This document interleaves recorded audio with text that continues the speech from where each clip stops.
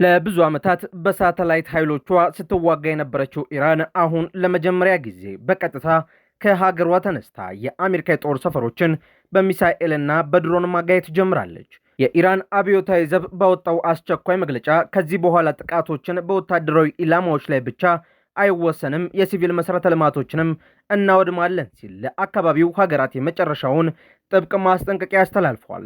በኩዌት የሚገኘው ትልቁ የአሜሪካ ሎጂስቲክስ ማዕከል ካምፕ አሪፍ ጃን እና የባህሬን የባህር ኃይል ይዞታዎችን በኢራን የጥቃት ማዕበል ወድመዋል።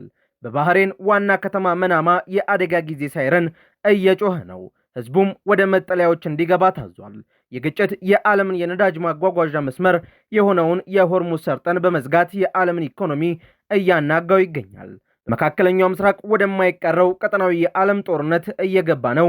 አሜሪካና ኢራንስ ወደ መጨረሻው የመሰበር ስልት የተሸጋገሩበት ሚስጥር ምንድን ነው? ሙሉ መረጃውን ይዘንላችሁ ቀርበናል። አብራችሁን ቆዩ። እናንተ ደግሞ ቪዲዮቻችን ወደ ብዙ አድማጭ ተመልካቾች ይደርስ ዘንድ ቪዲዮውን ላይክ፣ ኮመንት እና ሼር በማድረግ ጀምሩት። አዲስ የሆናችሁ ደግሞ ቻናላችንን ሰብስክራይብ በማድረግ ዓለም አቀፋዊ ተአማኒ መረጃዎችን ያገኙ። የኢራን አብዮታዊ ዘብ የአካባቢው ሀገራት የሲቪል መከላከያ ክፍሎቻቸውን እንዲያዘጋጁ አስጠንቅቋል። የኢራን እስላማዊ አብዮታዊ ዘብ ኃይል ባወጣው አስቸኳይ መግለጫ የአሜሪካ ጦር ሰፈሮችን የሚያስተናግዱ የኮንፌዴሬሽኑ ወይም የመካከለኛው ምስራቅ ሀገራት የሲቪል መከላከያ ተቋማቶቻቸውን በአስቸኳይ እንዲያዘጋጁና ዜጎቻቸውን ሊጠቁ ከሚችሉ ወታደራዊ ቀጠናዎች እንዲያርቁ ጥብቅ ማስጠንቀቂያ ሰጥቷል። የአብዮታዊ ዘቡ እዝ እንደገለጸው አሜሪካ በኢራን ወሳኝ የሲቪል መሠረተ ልማቶች ላይ እያደረሰች ላለችው ጥቃት ተመጣጣኝና ተመሳሳይ ምላሽ ለመስጠት መገደዱን አስታውቋል። በዚህም ምክንያት የጥቃቱ አድማስ ከወታደራዊ ኢላማዎች አልፎ ወደ ሲቪል መሠረተ ልማቶች እንደሚሸጋገር ይፋ አድርጓል። በተያያዘም በኩዌት የሚገኙ የአሜሪካ ጦር ሰፈሮች ላይ ጥቃት ተፈጽሟል። በዚሁ መግለጫ መሰረት የኢራን የምድር ኃይል ናስር 2 በተሰኘው ዘመቻ 18ኛውን የጥቃት ማዕበል መክፈቱን አስታውቋል። በኩዌት የሚገኘውን ትልቁን የአሜሪካ ጦር የሎጂስቲክስ ማዕከል ካምፕ አሪፍ ጃንን እንዲሁም የአሊ አልሳሌም የአየር ኃይል ጣቢያን በድሮንና በሚሳኤል መምታቱን የገለጸው አብዮታዊ ጦሩ በጥቃቱ የአሜሪካ ወታደራዊ የራዳር ስርዓቶች መውደማቸውንና በሰው ሕይወት ላይም ጉዳት መድረሱን ገልጿል። በተጨማሪም በባህሬን የሚገኙ የአሜሪካ የባህር ኃይል ይዞታዎች ላይ ጥቃት መፈጸሙ ተነግሯል። ኢራን አሜሪካንን በድርድር ስም የማታለል ስልት በመጠቀም ጦርነት ከፍታብኛለች ስትል ከሳለች። ዋሽንግተን በጦር ሜዳ የገጠማትን ውድቀት ለመሸሸግ በኢራን ሆስፒታሎች፣ ድልድዮች፣ የባቡር መስመሮች፣ የአየር ማረፊያዎችና የኮሚኒኬሽን ማዕከላት ላይ ያነጣጠረ የጦር ወንጀል እየፈጸመች ነውም ብሏል።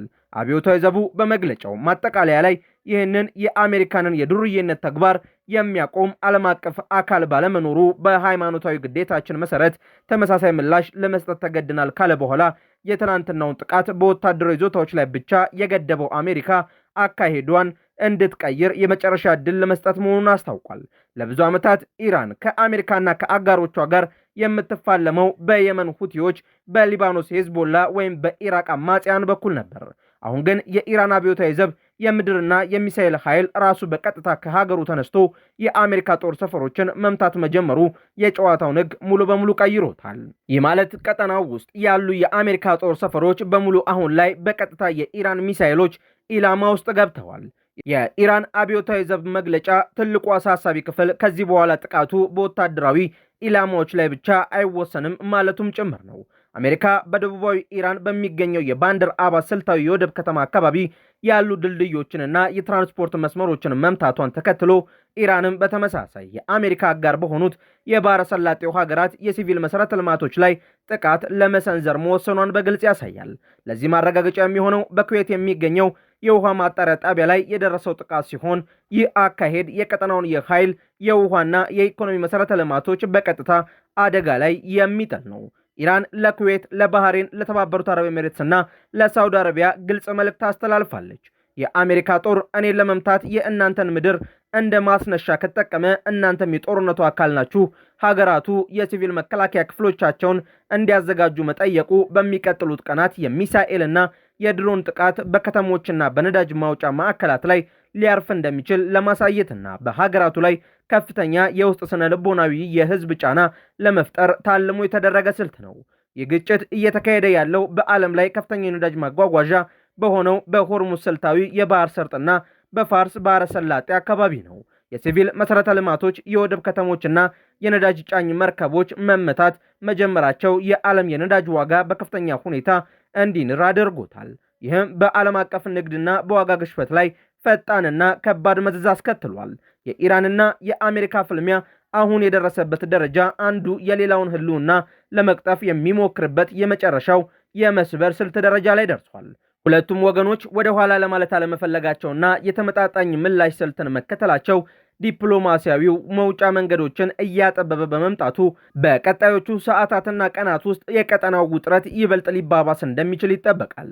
በሌላ በኩል በባህሬን በድጋሚ የአደጋ ጊዜ ሳይረን መጮሁ ተሰምቷል። በባህሬን ዋና ከተማ መናማና በተለያዩ የሀገሪቱ አካባቢዎች በድጋሚ የአደጋ ጊዜ የቅድመ ማስጠንቀቂያ ሳይረን መጮሁን የአልአረቢያ ዘጋቢዎች ከስፍራው አረጋግጠዋል። የባህሬን የሀገር ውስጥ ሚኒስቴር ባወጣው አስቸኳይ መግለጫ ህዝቡ ሙሉ በሙሉ መረጋጋት እንዲይዝ ከአውሮፕላንና ሚሳኤል ጥቃቶች ሊከላከሉ ወደሚችሉ በአቅራቢያቸው ወደሚገኙ አስተማማኝ መጠለያዎች በአስቸኳይ እንዲገቡና ከባለስልጣናት የሚወጡ መመሪያዎችን እንዲከታተሉ አሳስቧል። የባህሬን መከላከያ ሰራዊት የአየር መከላከያ ስርዓት ከኢራን አቅጣጫ የተተኮሱ የድሮንና የሚሳኤል ጥቃቶችን ለማክሸፍ ወደ ስራ መግባቱንና በሰማይ ላይ ፈንዳታዎች መሰማታቸውን የሀገር ውስጥ ምንጮች ጠቁመዋል። ባህሬን የአሜሪካ ባህር ኃይል 5ኛ እዝ ዋና ማዕከል ናት። ይህ ማዕከል አሜሪካ በባህረ ሰላጤውና በስትራቴጂካዊው የሆርሙዝ ሰርጥ ላይ ያላትን የባህር ኃይል የበላይነት የምታስጠብቅበት ዋና የጦር ሰፈሯ በመሆኑ ኢራን በአሜሪካ ላይ ለምትወስደው የአጸፋ እርምጃ ቀዳሚ የመምቻ ኢላማ እንድትሆን አድርጓታል። የኢራን አብዮታዊ ጠባቂ ጦር በባህሬንና በኩዌት የሚገኙ የአሜሪካ የጦር መሠረተ ልማቶችን በባሊስቲክ ሚሳኤሎችና ድሮኖች መምታቱን በይፋ አስታውቋል። በአሁኑ ወቅት በአሜሪካና በኢራን መካከል የሚደረገው ቀጥተኛ ጦርነትና ፍጥጫ ከፍተኛ ደረጃ ላይ ደርሷል። የአሜሪካ ማዕከላዊ እዝ በኢራን ወታደራዊ ይዞታዎች ላይ የ7ኛ ቀን ተከታታይ የአየር ድብደባ ማድረጉን ተከትሎ ኢራንም የአሜሪካ አጋር በሆኑት እንደ ባህሬን፣ ኩዌትና ዮርዳኖስ ባሉ የባህረ ሰላጤው ሀገራት ላይ መጠነ ሰፊ የሚሳኤልና የድሮን ውርጅብኝ እየለቀቀች ትገኛለች። ፍጥጫው የመሬት ላይ ጥቃት ብቻ ሳይሆን የዓለምን የነዳጅ ንግድ መስመር ወደ መዝጋት ተሻግሯል። በሆርሙዝ ሰርጥ የሚያልፉ የንግድ መርከቦችና የነዳጅ ጫኝ ታንከሮች በኢራን የክሩዝ ሚሳኤል ጥቃት እየደረሰባቸው መሆኑ የነዳጅ ዋጋ በዓለም ገበያ ላይ በከፍተኛ ፍጥነት እንዲንር እያደረገው ይገኛል።